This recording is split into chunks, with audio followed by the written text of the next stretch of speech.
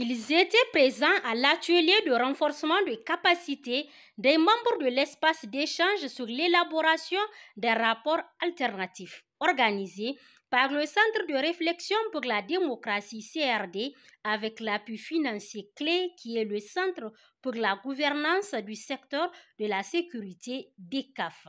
Prenant la parole, le coordinateur du CRD, Insa Seydou Garba, de rendre un grand hommage à la DECAF avant de placer le décor de l'atelier.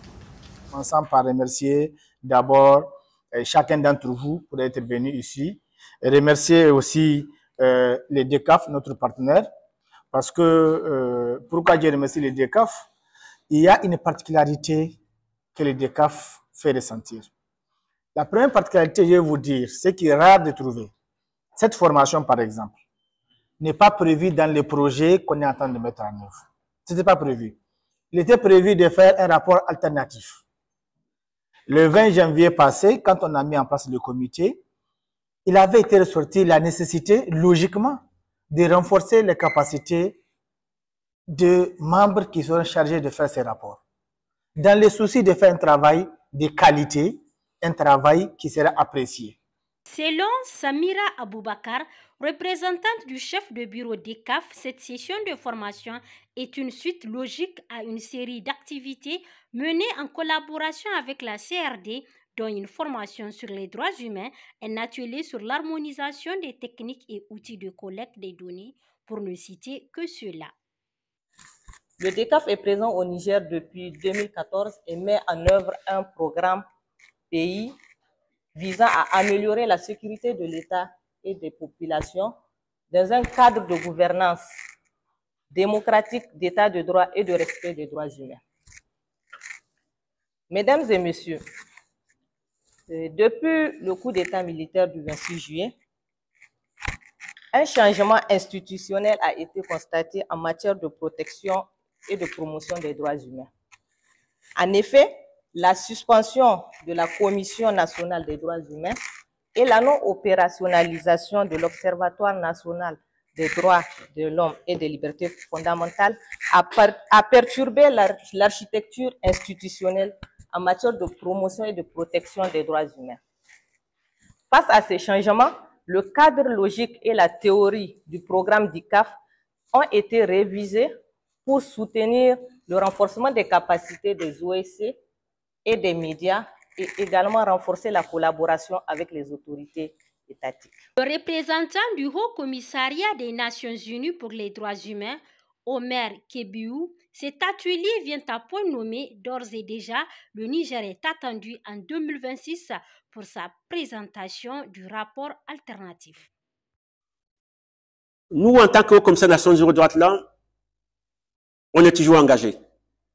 On est engagé, on est dans un rôle, dans une approche, j'allais dire, dans une approche de co-conception, de co-création, de co-exécution avec les autorités et avec la société civile.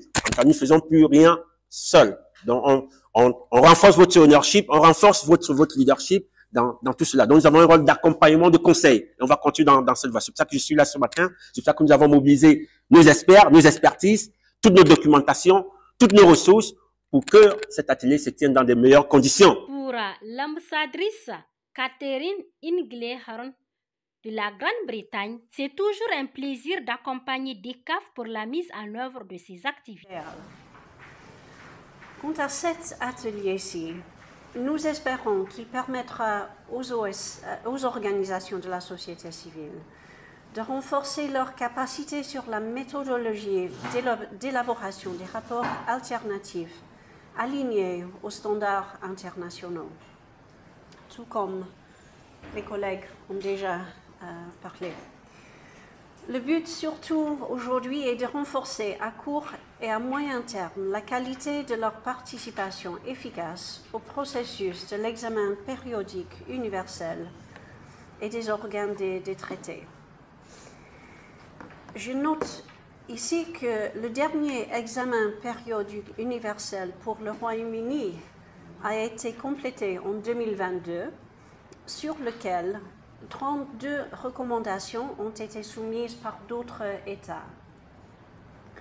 Le gouvernement du Royaume-Uni a répondu officiellement à cette revue et ses recommandations en 2023.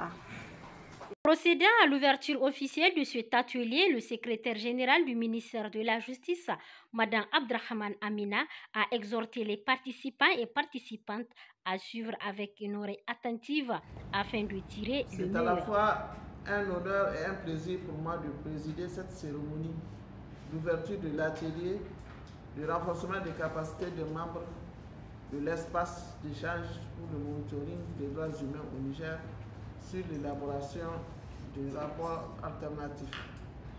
Durant 2 jours, le siège de DECAF abritera cet atelier combien important avec des experts comme Maman Sani Djibadje, Maître Hamani Assouman, Ismaël Kane pour édifier les participants sur l'élaboration d'un rapport alternatif sur les droits humains.